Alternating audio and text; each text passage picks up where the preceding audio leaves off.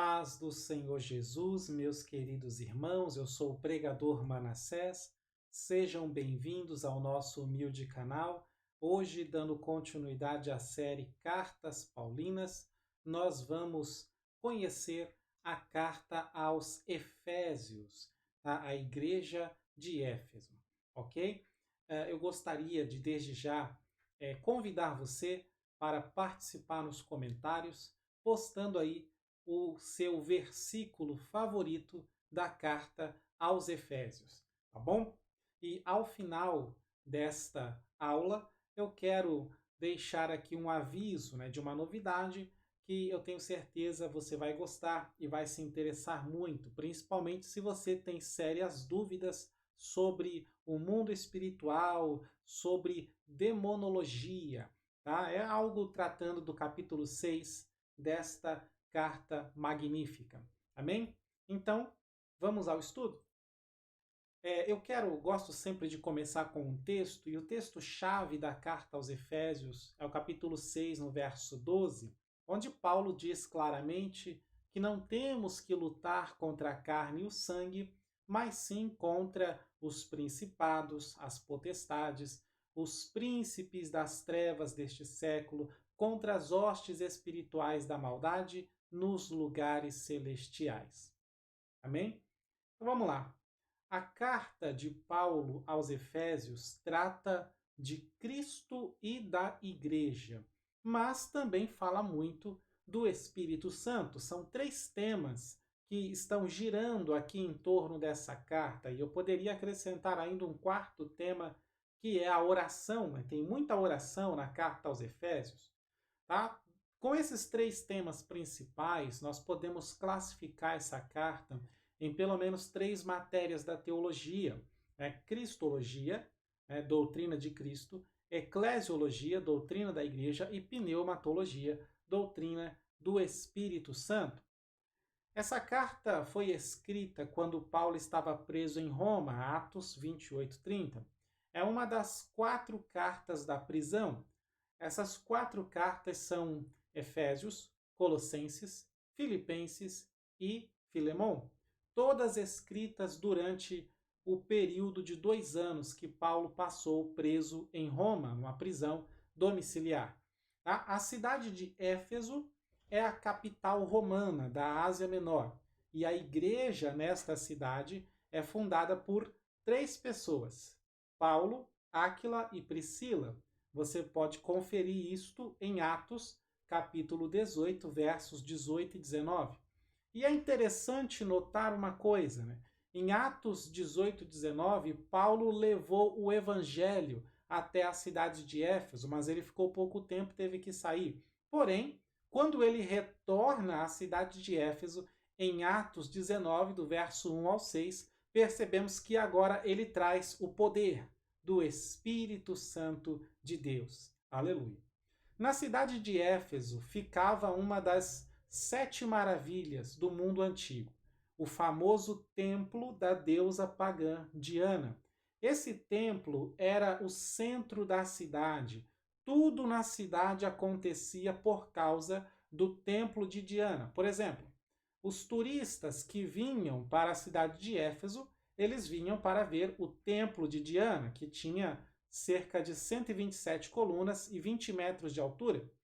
O comércio da cidade era sustentado pelos ourives e vendedores de nichos do templo da Diana.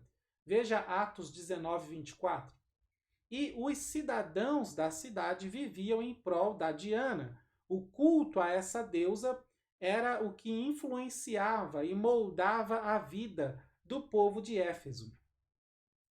Então, não é preciso muito para descobrir que a magia, a feitiçaria, eram coisas muito fortes na cidade de Éfeso, ao mesmo tempo que o povo, que tem famílias, as pessoas, de uma forma geral, tinham muito medo do mundo espiritual, de espíritos malignos, desses rituais, e isso movimentava mais o comércio. Eles compravam livros de feitiçaria para se proteger, para entender, para conhecer.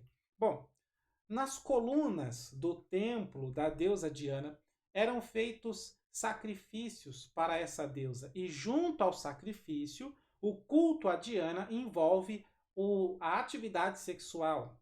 Então, sexo com as sacerdotisas do templo, incluindo orgias com famílias inteiras. Coisa triste. Por causa do culto a Diana, as sacerdotisas engravidavam. E para continuar servindo a deusa, elas abandonavam seus filhos, porque a deusa Diana era contra o casamento. Logo, a cidade de Éfeso possuía muitos órfãos, motivo pelo qual Paulo fala muito na sua carta sobre adoção de filhos e chama Deus de pai o tempo todo. Tá? Então imaginamos que Paulo começou a pregar na cidade de Éfeso já falando da adoção de filhos e de como Cristo, ou em Cristo, nos tornamos filhos de Deus. Veja Efésios 1, 2, versos 5 e 17.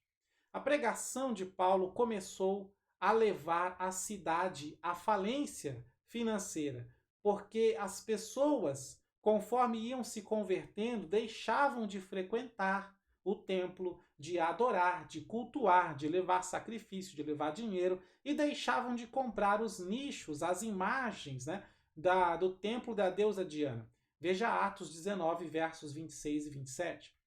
Paulo, ele também ganhou para Cristo muitas pessoas que antes roubavam, enganavam, e essas pessoas começaram agora, convertidas, a confessar os seus crimes publicamente, além também de magos e feiticeiros que Paulo ganhou para Jesus, e eles começaram a queimar os seus livros de artes mágicas.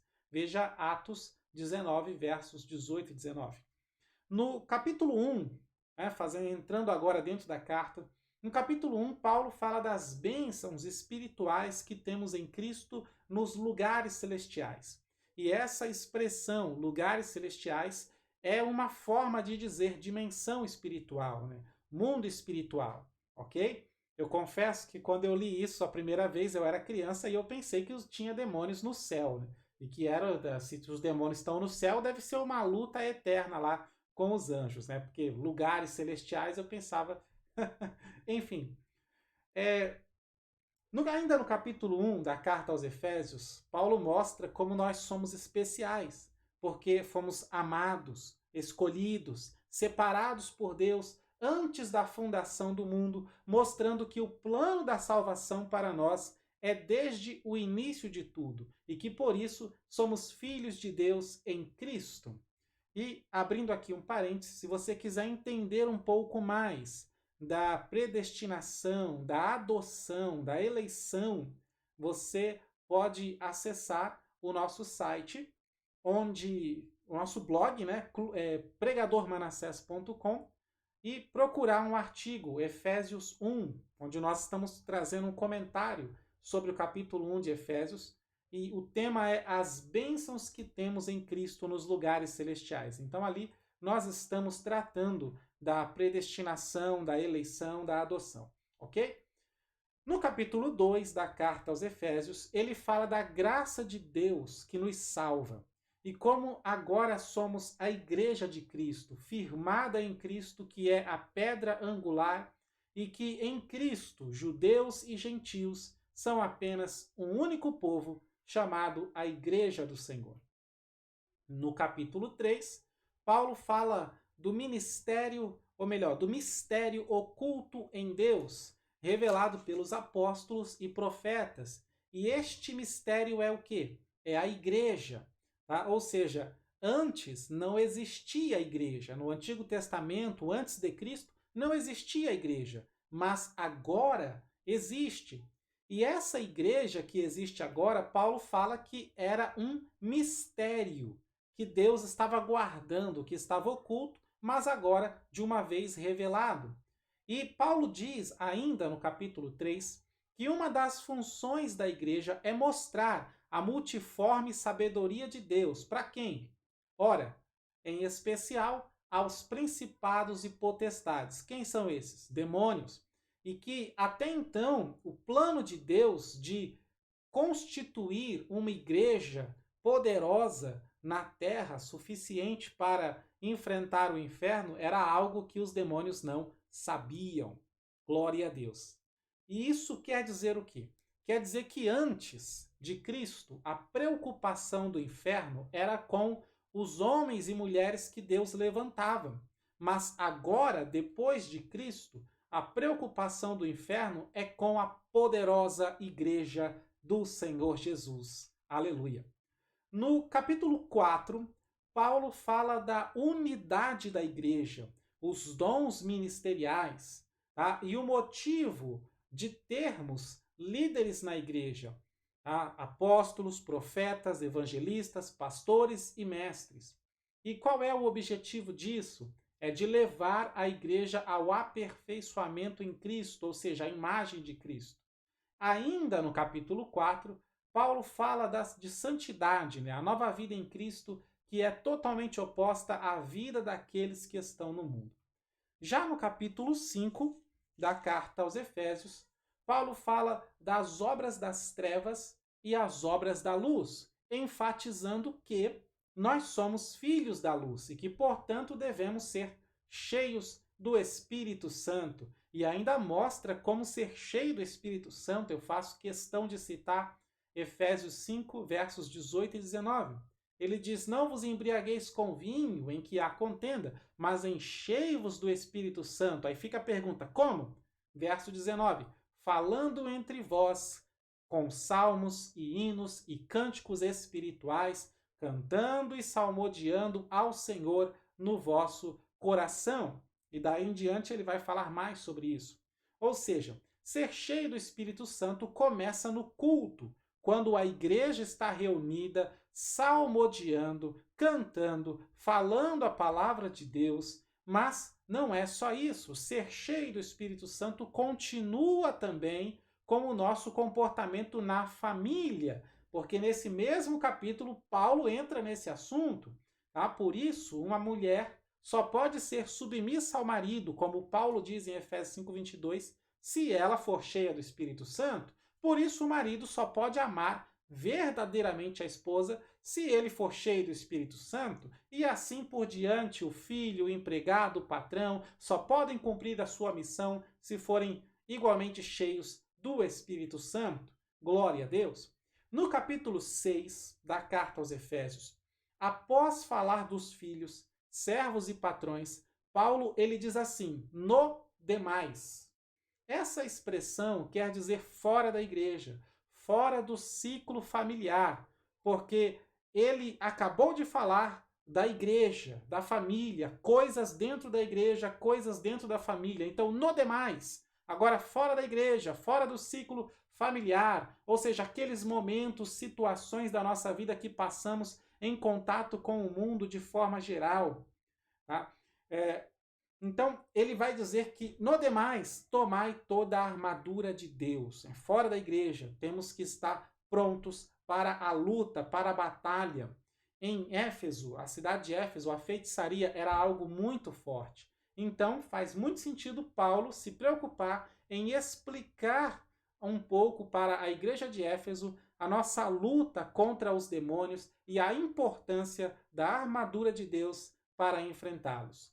Nós temos também um artigo no nosso blog, pregadormanassés.com, que fala da importância da igreja, e ali eu explico essas questões da armadura de Deus. Tá? Muito interessante. E para finalizar, nós percebemos que em toda a carta aos Efésios, Paulo ele pede orações, ele faz orações. Em toda a carta ele está falando de Cristo, ele fala do Espírito Santo e fala das nossas responsabilidades como igreja, como cidadãos, pai, mãe, marido, esposa, filho, empregado, patrão, tá? E fala da do nosso privilégio, da nossa bênção em ser a noiva do Cordeiro. Amém?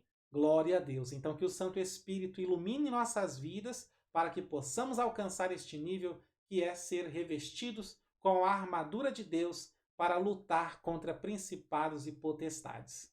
Bom, eu disse no início do vídeo que tinha um aviso, uma notícia, uma informação para você, tá? No nosso curso Introdução à Bíblia, nós vamos trazer algumas aulas detalhadas de demonologia.